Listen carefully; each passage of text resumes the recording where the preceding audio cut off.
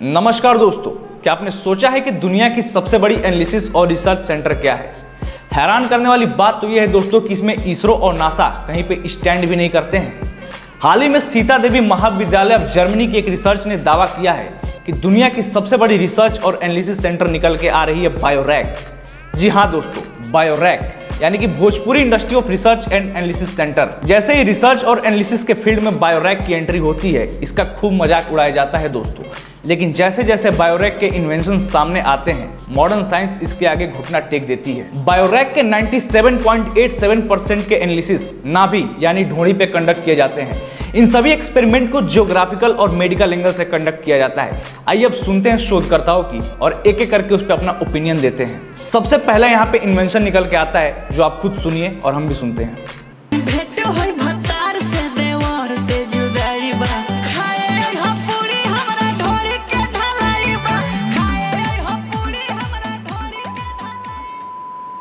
खाए यह पूरी हमारा ढोड़ी के ढलाई बा। दोस्तों, क्या शानदार एनालिसिस और रिसर्च निकल के आता है यहाँ पे बायोरैक का। एक तरफ जहां नाभि यानी कि ढोड़ी का ढलाई यानी कि ढोड़ी के ऊपर छत बनाया जा रहा है, इसी खुशी में पूड़ी बनाई जा रही है।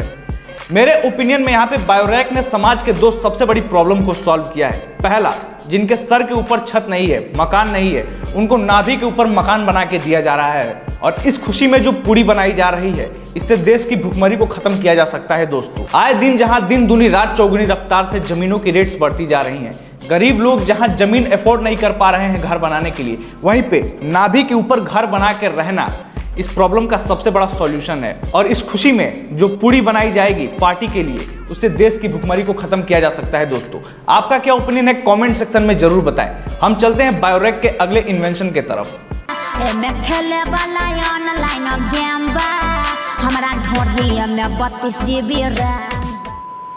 खेले वाला ऑनलाइन गेम बा, हमारा ढोंढी में 32 GB रैम बा, यानी कि नाभि के अंदर ही 32 GB रैम की कैपेसिटी का ऑनलाइन गेमिंग सेटअप। सोचिए दोस्तों, बायोरैक ने ई स्पोर्ट्स और ऑनलाइन गेमिंग के फील्ड में कितनी बड़ी क्रांति ला दी है। जहां पे एक एस्पायरिंग गेमर को अपनी पीसी सेटअप करने के लिए 2 से 2.5 लाख रुपए खर्च करने पड़ जाते हैं, वहीं उनका काम सारा का सारा अब फ्री में हो जाएगा। अब वो दिन दूर नहीं है दोस्तों कि हर घर से जब 4-4 मॉडल और स्काउट निकल के आएंगे। पर सोचने वाली बात यह है दोस्तों कि नाभि में गेम खेलने वाली टेक्नोलॉजी किस हद तक के प्लेयर को हैंडल कर पाएगी। क्या ये जॉनी सिंह जैसे प्रो प्लेयर के स्ट्रेंथ को 10 मिनट तक भी हैंडल कर पाएगी? अपना ओपिनियन कमेंट सेक्शन में जरूर बताएं। बढ़ते हैं बायोरैक के अगले इन्वेंशन की तरफ। क्या आपने सोचा है दोस्तों कि पटना स्टेशन कहां पे लोकेटेड है? दोस्तों, बायोरैक ने अपने इस इन्वेंशन से दुनिया का सबसे बड़ा मिथ को बस्ट किया है। आइए सुनते हैं पहले शोधकर्ताओं की।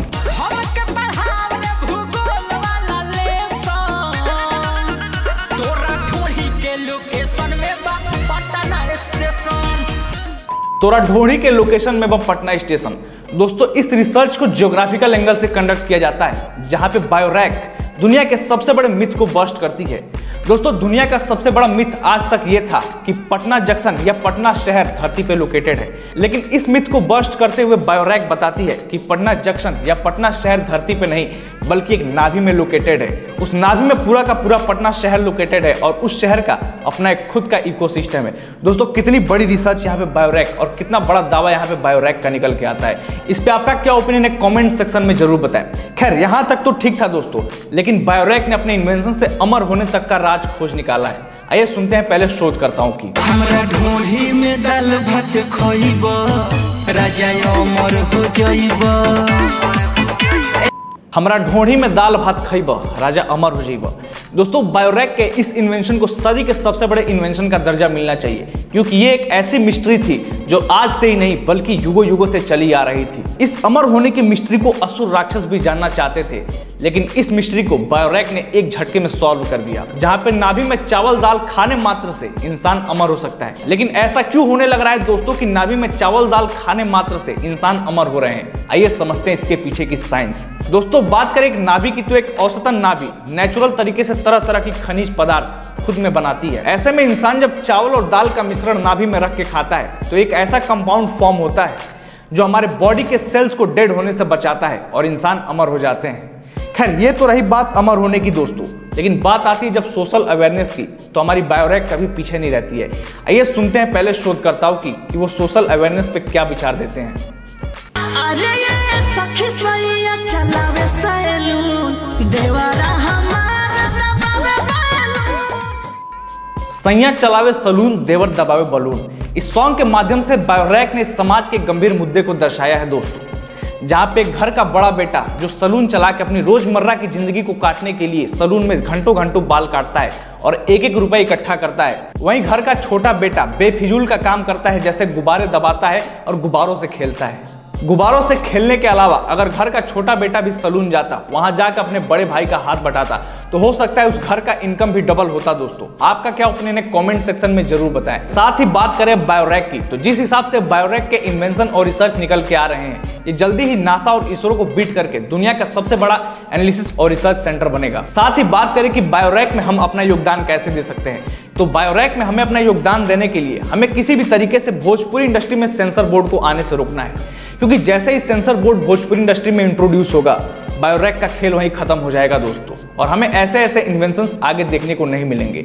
आपका क्या ओपिनियन है, कमेंट सेक्शन में जरूर बताएं। तो दोस्तों उम्मीद आपको ये वीडियो पसंद आएगा। वीडियो पसंद आए तो वीडियो को लाइक करो, कमेंट करके बताओ कि वीडियो का बेस्ट पार्ट आपको कौन सा लगा है।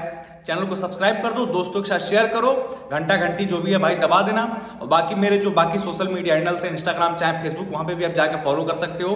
दिव्यांशु तिवारी.13 सबका यही है यूजर आईडी।